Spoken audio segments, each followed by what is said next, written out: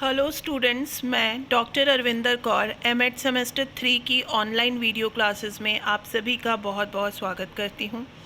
Dear student, जैसा कि आप सभी जानते हैं कि आप मेरे साथ paper 11 research method in education part 2 की पढ़ाई कर रहे हैं और आप सबको पता है कि हम यूनिट 2 में मेथड्स ऑफ डाटा कलेक्शन के बारे में जान रहे हैं। जैसे कि पिछले वीडियो में आपने देखा था, मेथड्स ऑफ डाटा कलेक्शन में हमने ये देखा था कि मेथड ऑफ डाटा कलेक्शन क्या होता है। मेथड ऑफ डाटा कलेक्शन से डाटा के टाइप्स क्या होते हैं। सबसे पहले हमने ये जाना था कि डाटा के टाइप्स क्या होते हैं।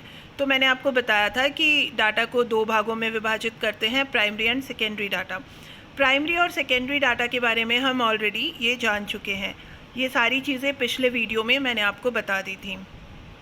पिछले वीडियो में मैंने आपको ये भी बताया था कि प्राइमरी डाटा कलेक्ट करने के कितने तरीके होते हैं, कौन कौन से तरीके होते हैं।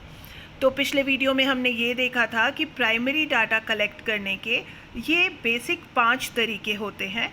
Direct personal investigation, indirect oral investigation, information from correspondent, mail questionnaire method and schedule send through इन्यूमरेटर्स।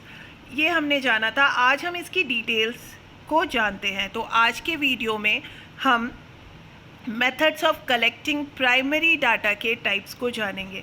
प्राथमिक डेटा एकत्र करने के तरीकों को हम विस्तृत तरीके से विस्तार पूर्वक आज जानने की कोशिश करेंगे। तो चलिए आज हम आज का वीडियो स्टार्ट करते हैं और आज का वीडियो है हमारा methods of collecting primary data के टाइप्स क्या क्या हैं। तो ये 5 methods of primary data collection के टाइप्स हैं। आइए वन बाय वन इसको जानते हैं। सबसे पहला है डायरेक्ट पर्सनल इन्वेस्टिगेशन, जिसे हम प्रत्यक्ष व्यक्तिगत जांच कहते हैं। इस मेथड में क्या होता है? In this method the data collected personally by the investigator. इस मेथड में जो डाटा अन्वेषक है वो पर्सनली क्या करता है? डाटा कलेक्ट करता है। तो इस विधि में जो डेटा अन्वेषक है उसके द्वारा व्यक्तिगत रूप से डाटा एकत्र किया जाता है। There is a face to face contact with person from whom the information is to be obtained. तो इसमें क्या होता है कि व्यक्ति के साथ और आमने सामने संपर्क के द्वारा जानकारी प्राप्त की जाती है। हम उस व्यक्ति से जिससे कि हमें जानकारी लेनी है उसके आमने सामने संपर्क से हम जानकारी प्राप्त करते हैं। Data collected by asking question relating to the inquiry to the informant. इसमें जो हम डाटा कलेक्ट करते हैं वो डाटा कलेक्ट कैसे होता है? इसमें हम डायरेक्ट अपने सवाल रखते हैं, डायरेक्ट अपनी इंक्वायरी उस व्यक्ति से पूछते हैं जिससे कि हमें जानकारी लेनी है। तो मुखबिर से पूछताछ के संबंध में प्रश्न पूछकर डाटा एकत्र किया जाता है। यानी कि वो व्यक्ति जिससे कि हमें जानकारी लेनी है उससे हम डाटा कलेक्ट करते हैं by asking a direct question. तो डायरेक्ट पर्सनल इन्वेस्टिगेशन में क्या होता है कि हम प्रत्यक्ष फेस टू फेस होकर के व्यक्ति से इंफॉर्मेशन लेते हैं, डाटा कलेक्ट करते हैं। तो डियर स्टूडेंट, हम डायरेक्ट पर्सनल इन्वेस्टिगेशन के क्या क्या मेरिट्स होते हैं, क्या क्या डिमेरिट्स होते हैं, आइए उसको भी जान लेते हैं। तो मेरिट क्या क्या है? देखिए, सबसे पहला मेरिट ये होता है कि ये बिल्कुल ओरिजिनल होता है, बिल्कुल ही एक्यूरेट होता है, इसमें किसी भी तरह का मॉडिफिकेशन नहीं होता है। तो ये बिल्कुल ही प्योर और बहुत ही ओरिजिनल डाटा होता है। दूसरा, ये बहुत ही एक्यूरेट होता है, मतलब इसकी शुद्धता काफ़ी ज़्यादा होती है। ये रिलायबल है, विश्वसनीय है। विश्वसनीय इसलिए है क्योंकि इसमें हम डायरेक्टली उस व्यक्ति से डेटा प्राप्त करते हैं जिस व्यक्ति से हमें डेटा लेना है। तो ये काफ़ी ज़्यादा रिलायबल होता है, इसीलिए ये विश्वसनीय है। ये यूनिफॉर्म होता है, इसकी एकरूपता होती है, फ्लैक्सिबल है, काफ़ी लचीलापन है इसमें। तो ये डाटा काफ़ी फ्लैक्सिबल होता है। इसके कुछ कुछ डिमेरिट्स भी हैं। आइए हम उन डिमेरिट्स को भी जानने की कोशिश करते हैं। सबसे पहला है not proper for wider area. जब एरिया हमारा बहुत बड़ा हो, जब हमें ऐसी रिसर्च करनी हो जिसमें कि एरिया काफ़ी बड़ा है और फेस टू फेस कांटेक्ट हर एक इन्फॉर्मेंट से पॉसिबल नहीं है, हम एक एक व्यक्ति के पास जाकर के उससे जानकारी प्राप्त नहीं कर सकते हैं, तो ऐसे केसेस में हमारे लिए डायरेक्ट पर्सनल इन्वेस्टिगेशन मेथड जो है वो अप्रोप्रिएट नहीं होता है। तो इसीलिए ये बहुत विस्तृत क्षेत्र जहाँ पे हो वहाँ के लिए प्रॉपर नहीं है। दूसरा है पर्सनल बायसेस। कई बार इसमें पर्सनल बायस भी हो जाता है। हम डायरेक्टली और पर्सनली ऐसे ही व्यक्ति से डाटा कलेक्ट करते हैं जो कि हमारे पर्सनल कांटेक्ट में है, और ऐसे व्यक्ति का डाटा या नहीं इकट्ठा हो पाता है जो कि हमें रिसर्च के लिए एग्जैक्टली चाहिए। थोड़ा सा कॉस्टली है, ये महंगा ज़्यादा है क्योंकि आपको एक एक पर्सन तक पहुंचना होता है, तो उससे रिलेटेड जो भी कॉस्ट होता है वो आपके ऊपर पड़ता है। तो ये कॉस्टली होता है, एक्सपेंसिव होता है, और कई बार इसमें रॉन्ग कंक्लूजन भी होने का चांस होता है। इसमें कई बार गलत निष्कर्ष भी निकल सकते हैं। तो ये हमारा डायरेक्ट पर्सनल इन्वेस्टिगेशन के मेरिट्स एंड डिमेरिट्स हैं। आइए दूसरा मेथड जानते हैं। दूसरा मेथड है इनडायरेक्ट ओरल इन्वेस्टिगेशन। आइए देखते हैं इनडायरेक्ट ओरल इन्वेस्टिगेशन क्या है। Here the investigator obtained the information not from those person from whom the information is needed. Information is collected orally from the other person who are expected to possess the necessary information. कहने का मतलब ये है कि हम इसमें जो अन्वेषक है वो कैसे जानकारी प्राप्त करते हैं, जो जिन व्यक्ति के पास में जानकारी है उस व्यक्ति से मौखिक रूप से जानकारी एकत्र की जाती है। कहने का मतलब ये है कि जो इन्वेस्टिगेटर होता है वो इन्फॉर्मेशन उन लोगों से नहीं लेता है जिनके पास जिनको ज़रूरत है, बल्कि इन्फॉर्मेशन कलेक्ट की जाती है ओरली उन लोगों से जिससे कि ये एक्सपेक्टेड हो कि उनके पास नेसेसरी जानकारी या नेसेसरी इन्फॉर्मेशन होगी। The other person are known as witnesses. कहने का मतलब ये है कि जो विटनेसेस होते हैं उनसे जानकारी ली जाती है। तो इस मेथड में क्या होता है, इस मेथड में यहाँ अन्वेषक उन लोगों से जानकारी प्राप्त करते हैं जिससे जानकारी की आवश्यकता है, और जानकारी को अन्य व्यक्तियों से मौखिक रूप से एकत्र किया जाता है। हम ओरली उन व्यक्तियों से जानकारी हासिल करते हैं जिन व्यक्तियों के पास जानकारी है, जिनके लिए आवश्यक जानकारी होने की उम्मीद की जाती है। ऐसा उम्मीद की जाती है कि इस व्यक्ति के पास ये जानकारी है, और अन्य व्यक्तियों को गवाह के रूप में जाना जाता है।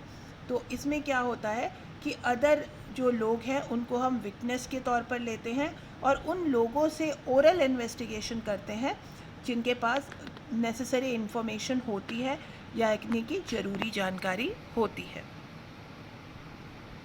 आइए इस मेथड के भी हम मेरिट्स और डिमेरिट्स को जानने की कोशिश करते हैं। मेरिट्स इस मेथड के होते हैं कि ये काफ़ी वाइडर एरिया के लिए सूटेबल है। अगर हमारा एरिया काफ़ी बड़ा है और हमें काफ़ी बड़े एरिया से डाटा इकट्ठा करना है तो ये उसके लिए सूटेबल है। ये लेस कॉस्टली है, कम महंगा होता है, क्योंकि ओरली हमें जानना है तो ओरली जानने के लिए हम बाय टेलीफोन या और भी कई तरीके से हम ये जानकारी हासिल कर सकते हैं। तो ये कम कॉस्टली होता है, लेस एक्सपेंसिव है, एक्सपर्ट ओपिनियन होती है, इसमें विशेषज्ञों की राय होती है, ये फ्री फ्रॉम बाइसेस है, ये बाइस से बिल्कुल मुक्त है, इसमें बाइस नहीं होता है, और ये काफ़ी सिंपल और सरल है। इसके डिमेरिट्स क्या हैं? सबसे पहला, ये लेस एक्यूरेट हो सकता है। ये कोई ज़रूरी नहीं है कि जो जानकारी हमें मिल रही है वो बिल्कुल प्योर हो, वो कहीं ना कहीं से फ़िल्टर्ड भी हो सकती है, और थोड़ा सा कई बार इसमें बाइसेस भी हो सकते हैं। मतलब लोग वो जानकारी भी आपको दे सकते हैं जो जानकारी में उनका पर्सनल इंटरेस्ट हो, रादर देन कि आप क्या ढूंढना चाहते हैं वो आपको ना मिल करके ऐसी चीज़ें मिले जिसमें कि पर्सनल बाइसेस हो, मे बी रॉन्ग कंक्लूजन, कई बार इसका भी कंक्लूजन गलत हो सकता है। तो ये मेरिट्स और डिमेरिट्स थे इनडायरेक्ट ओरल इन्वेस्टिगेशन के। तीसरा जो तरीका है जिसे हम इंफॉर्मेशन फ्रॉम कॉरेस्पॉन्डेंट कहते हैं, यानी कि संवाददाताओं से जानकारी, ये भी प्राइमरी मेथड का एक तरीका है कि हम किस तरह से कॉरेस्पॉन्डेंट से जानकारी हासिल करते हैं। आप अक्सर देखते हैं कि न्यूज़पेपर में जो न्यूज़ आते हैं वो कॉरेस्पॉन्डेंट के द्वारा आते हैं। आप टीवी पे जब न्यूज़ चैनल में भी देखते हैं तो आप सुनते होंगे कि हमारे संवाददाताओं से ये जानकारी प्राप्त हुई, यानी कि ये कॉरेस्पॉन्डेंट के द्वारा इन्फॉर्मेशन आई है। तो ये जानकारी कैसे होती है या ये मेथड में क्या होता है? The investigator appoints local agent और कॉरेस्पॉन्डेंट। जो इन्वेस्टिगेटर है, जो इन्वेस्टिगेट करना चाहता है, वो लोकल एजेंट और लोकल कॉरेस्पॉन्डेंट अपॉइंट करता है अलग अलग एरिया में, अलग अलग प्लेसेस में, टू कलेक्ट द इन्फॉर्मेशन, ताकि इन्फॉर्मेशन को वो कलेक्ट कर सके। And these correspondent collects the information in their own ways. तो वो जो करस्पॉन्डेंट होते हैं, वो जो संवाददाता होते हैं, वो वहाँ की जानकारी अपने तरीके के अनुसार जुटाते हैं and send the same to the central office, और वही जानकारी वो अपने सेंट्रल ऑफिस में भेजते हैं where the data are processed, और वहाँ पर फिर डाटा को प्रोसेस किया जाता है। तो इन्फॉर्मेशन फ्रॉम कॉरस्पॉन्डेंट का क्या मतलब हुआ? इसका मतलब ये हुआ कि जानकारी एकत्र करने के लिए जो इन्वेस्टिगेटर होता है वो अलग अलग जगह पर वहाँ के स्थानीय एजेंट या स्थानीय संवाददाताओं को नियुक्त करता है, और ये संवाददाता अपने तरीके से डाटा इकट्ठा करते हैं, जानकारी एकत्रित करते हैं, और फिर उसी डाटा को अपने कार्यालय में ला करके मंगवा करके उसे संशोधित किया जाता है या प्रोसेस्ड किया जाता है। तो ये एक मेथड है प्राइमरी डाटा कलेक्ट करने का। इसके भी कुछ अपने मेरिट्स और डिमेरिट्स हैं, तो आइए जानते हैं कि इनके क्या मेरिट्स हैं और क्या डिमेरिट्स हैं। पहला मेरिट ये काफ़ी इकोनॉमिकल है। दूसरा एरिया है कि वाइड कवरेज, इससे आप व्यापक कवरेज हो सकती है, आप देश विदेश कहीं की भी जानकारियाँ लोकल करस्पॉन्डेंट से ले सकते हैं। ये कंटिन्यूटी में होता है, निरंतरता इसकी काफ़ी ज़्यादा होती है, और कभी स्पेशल पर्पस के लिए बहुत सूटेबल है। अगर आपको स्पेशल एरिया का, स्पेशल राज्य का या स्पेशल जगह की जो इन्फॉर्मेशन चाहिए, वो करस्पॉन्डेंट ही आपको बहुत बेहतर दे पाते हैं। तो आइए डिमेरिट्स को भी जान लेते हैं। लेस ओरिजिनलिटी, कभी कभी इसमें ओरिजिनलिटी की कमी आ जाती है। लैक ऑफ यूनिफॉर्मिटी, कभी कभी एक रूपता का भी अभाव आता है।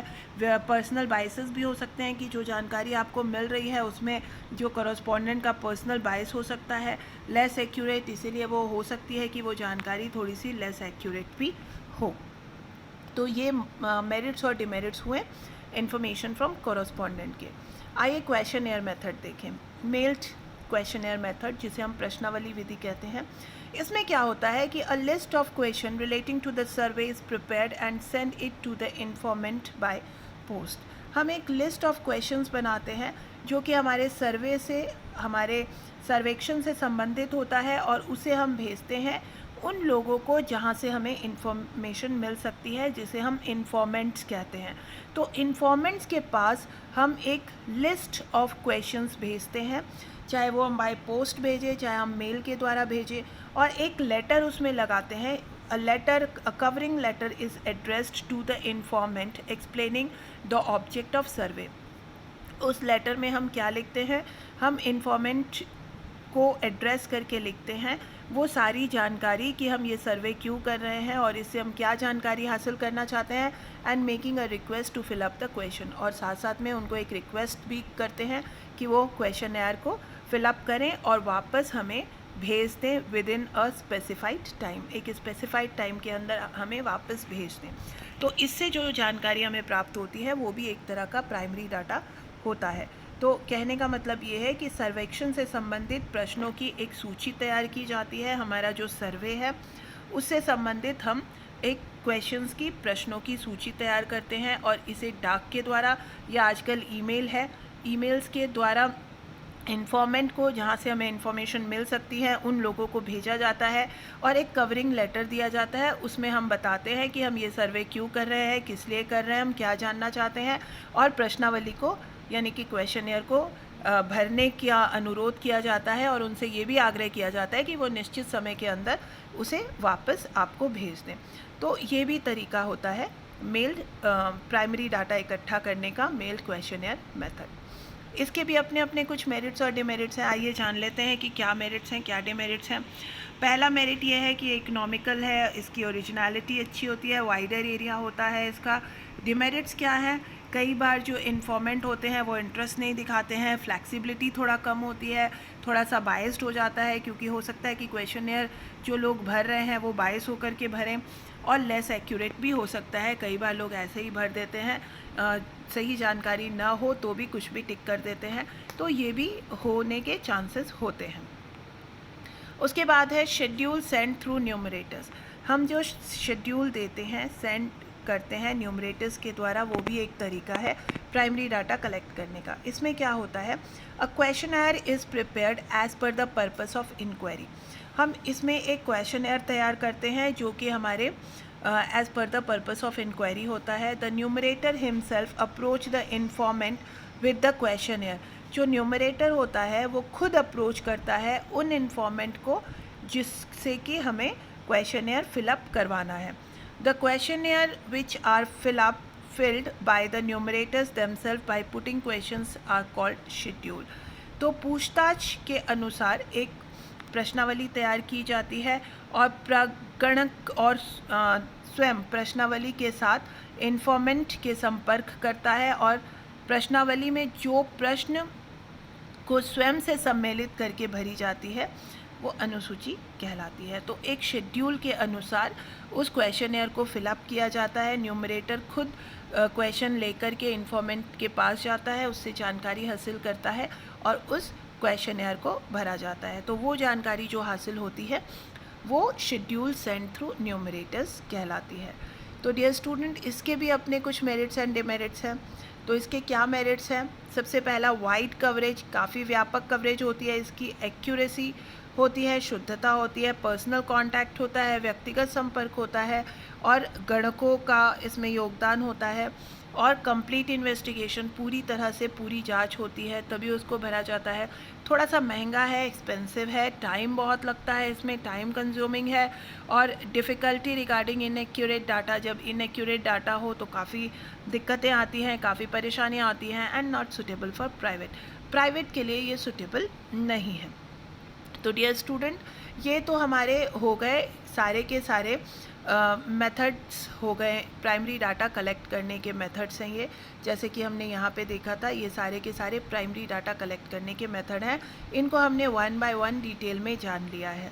तो इसके बाद हम सेकेंडरी डाटा को के बारे में जानेंगे और इसको हम अगले वीडियो में यानी कि नेक्स्ट क्लास के में जानेंगे। आज तक के लिए इतना ही। आज तक के वीडियो में आपको कोई भी प्रॉब्लम हो तो आज की इवनिंग क्लास में मुझसे जुड़ें और अपने सवाल करें। आज तक के लिए इतना ही। Thank you so much.